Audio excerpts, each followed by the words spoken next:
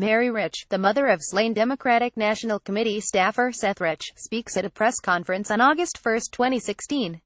A lawsuit alleges Fox News and a wealthy Trump supporter intended to deflect public attention from growing concern about the administration's ties to the Russian government by concocting a story about Seth Rich's death. Michael Robinson Chavez, The Washington Post. Getty Images. The Fox News channel and a wealthy supporter of President Trump worked in concert under the watchful eye of the White House to concoct a story about the death of a young Democratic National Committee aide, according to a lawsuit filed Tuesday. The explosive claim is part of a lawsuit filed against Fox News by Rod Wheeler, a longtime paid commentator for the news network. The suit was obtained exclusively by NPR. Wheeler alleges Fox News and the Trump supporter intended to deflect public attention from growing concern about the administration's ties to the Russian government.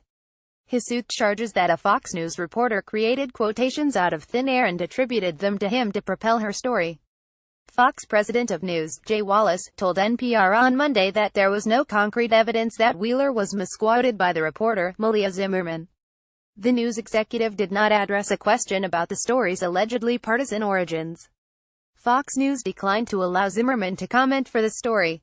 The story, which first aired in May, was retracted by Fox News a week later.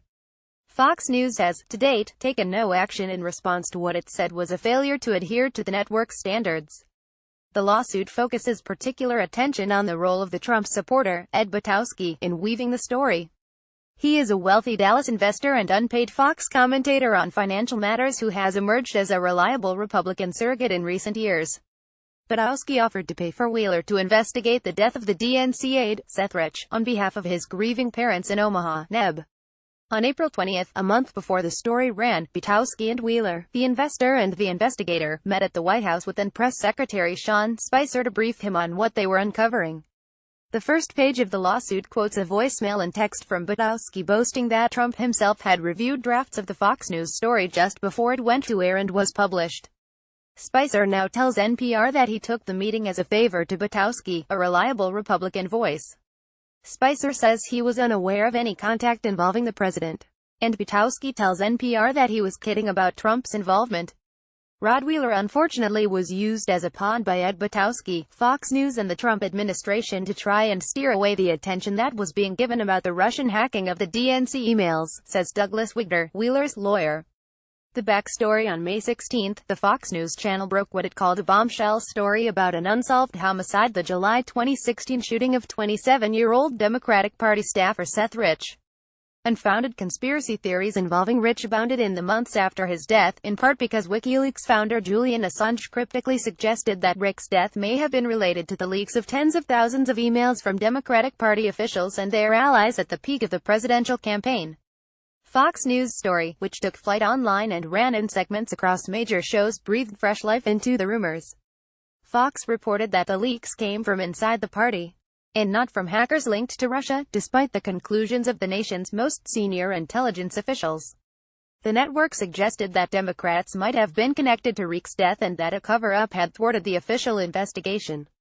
The network cited an unnamed FBI official, and the report relied heavily on Wheeler, a former police detective, hired months earlier on behalf of the Riches by Butowski. These developments took place during growing public concern over a federal investigation into the Trump camp's possible collusion with the Russian government during the campaign. The allegations have since touched the president's son and son-in-law, his former campaign manager, his attorney general and his first national security advisor, who resigned as a result.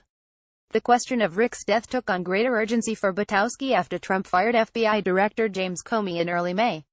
Comey had been overseeing the Russia's investigation. The story ran just a week later. Fox News host Sean Hannity speaks during the Conservative Political Action Conference in 2016. Rod Wheeler, a longtime paid commentator for Fox News, appeared on Hannity's show to discuss Seth Rich's death. A week after the appearance, Fox retracted the story, saying the reporting process failed to live up to its standards.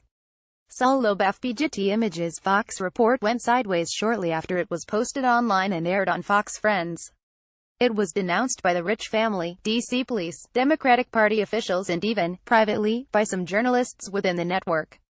Within hours, Wheeler told other news outlets that Fox News had put words in his mouth. Despite those concerns, Wheeler appeared on the shows of Fox Business host Lou Dobbs and Fox News star Sean Hannity, who devoted significant time to the story that night and in subsequent days.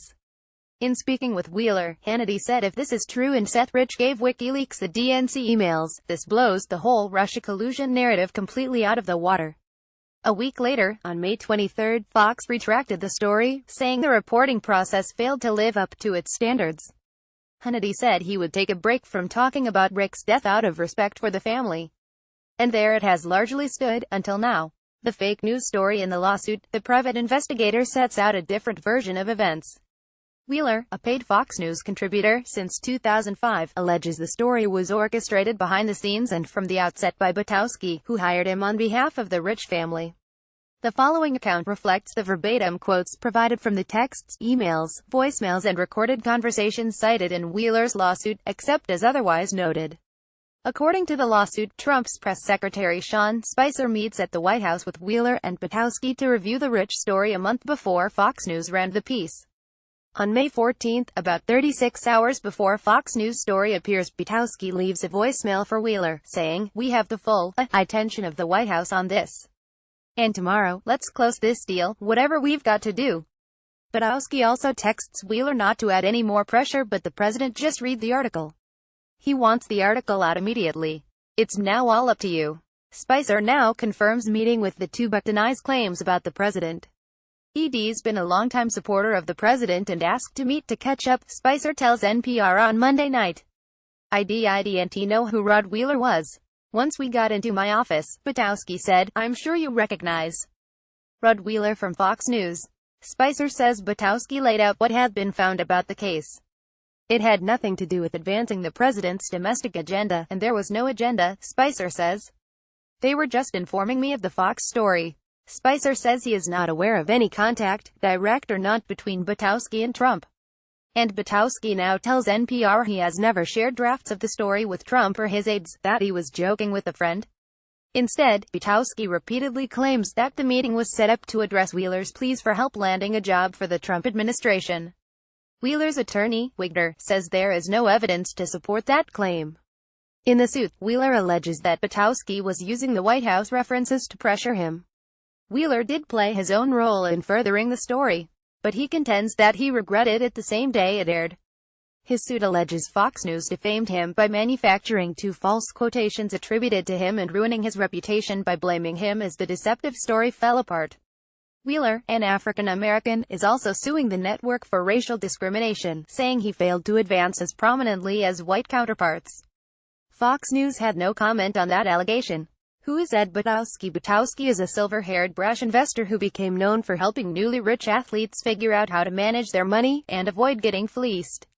A native New Yorker and son of a former top enforcement officer for the U.S. Securities and Exchange Commission, Butowski attended the University of Texas in the early 1980s. He set up his own company, Chapwood Capital Investment Management in Addison, Texas, outside Dallas, after a long stint at Morgan Stanley. Federal records compiled by the election finance database OpenSecrets.org show Butowski has given money to the campaigns of 9 politicians, 7 Republicans and 2 Democrats, including $1,000 to Barack Obama's campaign in January 2008. The lawsuit alleges that Ed Butowski, a wealthy Trump supporter from Texas, played a significant role in weaving a false story about Rick's death. In recent years, Butowski has become outspoken about his political beliefs, becoming a familiar face on Fox News and its sister channel, the Fox Business Network. Butowski has also appeared on Breitbart News radio programs featuring then Breitbart chairman Steve Bannon, who became Trump's campaign chief and is now the president's senior political strategist. Butowski emerged as a vocal backer of Trump's candidacy. He attended Trump's inauguration, posting pictures from the day on social media. In the Seth Rich case, Butowski presented himself as a good Samaritan who came across a sliver of information about Seth Rick's death and shared it with the Riches. "I thought, you know what, I'm going to help these people out," Butowski said on the radio show of David Webb, a conservative Fox News contributor. "Somehow, these people need to know what happened to their little boy." He gave a similar account in an interview Monday with NPR. Wheeler's lawsuit alleges that Butowski's generosity is clearly politically motivated. On February 23, more than 6 months after Rick's death, Butowski introduces himself to Wheeler with a flattering text, citing mutual friends from Fox News. Behind the scenes, I do a lot of work, unpaid, helping to uncover certain stories, Butowski writes, as recounted in the suit. My biggest work was revealing most of what we know today about Benghazi, the deadly attack in Libya that sparked a congressional investigation of former Secretary of State Hillary Clinton. Later that day, Butowski speaks to Wheeler for about 20 minutes by phone, saying his primary aim is to help the rich family. The man behind the lawsuit, Rod Wheeler, a 57-year-old former Washington, D.C., homicide detective, was part of the Metropolitan Police Department from 1990 to 1995, when he was dismissed, according to the agency. His New York City-based attorney, Wigner, says Wheeler was fired for insubordination after his urine tested positive for trace amounts of marijuana. When he meets with Butowski, Wheeler has been a paid contributor to Fox News for more than 11 years and has been actively but unsuccessfully seeking greater exposure on the network, according to the suit. 5 days later, the two men meet in person at a lunch in Washington. Butowski introduces an unexpected third guest, Malia Zimmerman, a Fox News investigative reporter based in Los Angeles known for enterprise reporting from a conservative standpoint. According to the account in the suit, Butowski cautions Wheeler before they set out to meet the riches, make sure to play down Fox News. Don't mention you know Malia. And Butowski lays out a different mission than aiding the rich family. Butowski says he became convinced that the FBI had a report concluding that Seth Rick's laptop showed he had had contacts with WikiLeaks after speaking to the legendary reporter Seymour Hersh, who was also investigating Rick's death. According to the transcripts in the lawsuit, Butowski says Hersh had an FBI source who confirmed the report. In an interview this week, Hersh sounds unconvinced. I hear gossip, Hersh tells NPR on Monday. Butowski took 2 and 2 and made 45 out of it. Rick's parents initially welcomed Wheeler's help in Butowski's largesse. On March 14, Butowski pays Wheeler $5,000 through a limited partnership company called Googie LP. NPR found that Butowski is listed in Texas Public Records as its general partner. Wheeler does not make great headway. The FBI informs Butowski, Wheeler and Zimmerman that the agency is not assisting the Washington, D.C., police on the investigation, undercutting claims about an FBI report. A Metro D.C. police detective tells Wheeler that Rick's death was likely a robbery gone awry and that the FBI is not involved. Preparing to publish on May 9, Trump fires Comey.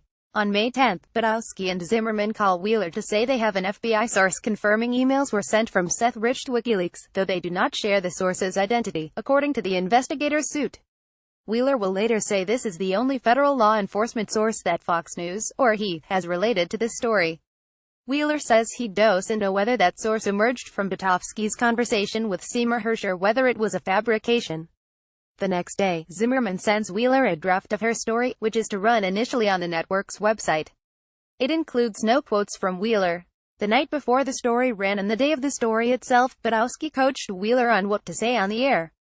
On the evening of May 14, Butowski leaves a voicemail for Wheeler raising the stakes by invoking the White House and saying, "Let's close this deal." A bit later that night, at 9:10 p.m., Butowski texts Wheeler, according to Wheeler's suit, not to add any more pressure but the president just read the article. He wants the article out immediately. It's now all up to you.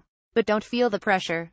As the night before the story is aired progresses, Butowski is awake, online and anticipating what is to unfold in a few short hours. Butowski sends an email to Fox News producers and hosts coaching them on how to frame the Rich story, according to the lawsuit. Recipients include Fox Friends hosts, Steve Doocy, Ainsley Earhart and Brian Kilmeade. I'm actually the one who's been putting this together, but as you know, I keep my name out of things because I have no credibility, Butowski writes, as reflected in the Wheeler suit. One of the big conclusions we need to draw from this is that the Russians did not hack our computer systems and steal emails, and there was no collusion between Trump and the Russians.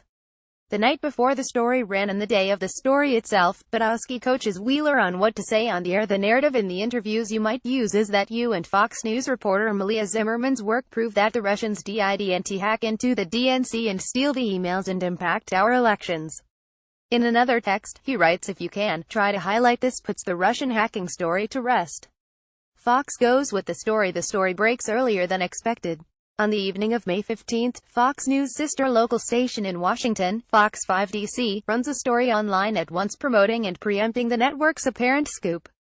The police department nor the FBI have been forthcoming, Wheeler tells the station. They haven't been cooperating at all. I believe that the answer to solving his death lies on that computer, which I believe is either at the police department or either at the FBI.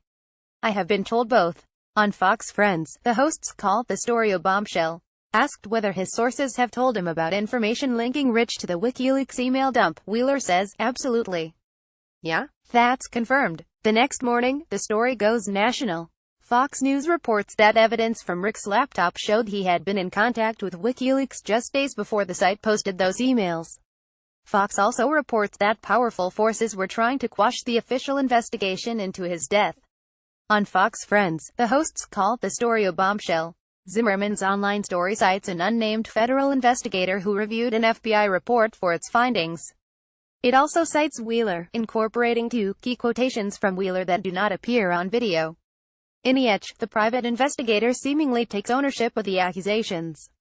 The first My investigation up to this point shows there was some degree of email exchange between Seth Rich and WikiLeaks. The second My investigation shows someone within the D.C. government, Democratic National Committee or Clinton team is blocking the murder investigation from going forward. That is unfortunate. Seth Rick's murder is unsolved as a result of that. The Riches torch Wheeler, saying they have seen no proof for his contentions. Wheeler alleges both quotations were fabricated and untrue. According to the lawsuit, Zimmerman promises to have those lines removed, but they stay in the story. Zimmerman then tells him that her bosses at Fox News had instructed her to leave those quotes in. That same day, the suit recounts, Zimmerman writes a letter to Seth Rick's father, Joel, distancing Fox News from responsibility for what the network reported. Much of our information came from a private investigator, Rod Wheeler, who we understand was working on behalf of you. Wheeler challenges Zimmerman over the letter in a three-way phone conversation that also included Butowski. The Fox News reporter defends herself. That's the email that Fox asked me to send him. They wrote it for me. Wheeler replies, that's not accurate, though, because much of the information did not come from me. Not about the emails. Not the part about, the connection to WikiLeaks, Zimmerman acknowledges. But the rest of the quotes in the story did. Butowski weighs in, one day you're going to win an award for having said those things you didn't say. Later, according to the recordings transcribed in the suit, Butowski acknowledges Wheeler hadn't made any claims of personal knowledge about emails between Rich and WikiLeaks. I know that's not true, Butowski says. If I'm under oath, I would say I never heard him say that. Both try to keep Wheeler on board, however. Zimmerman issues instructions for Wheeler's appearance on Sean Hannity's show later that evening. Reread the story we sent you last night that contained the invented quotes and stick to the script, she texts Wheeler. Despite his misgivings, Wheeler plays along. On Hannity's show, Wheeler says he doesn't personally know about Rick's emails or computers but says that a very credible federal investigator says he laid eyes on the case file.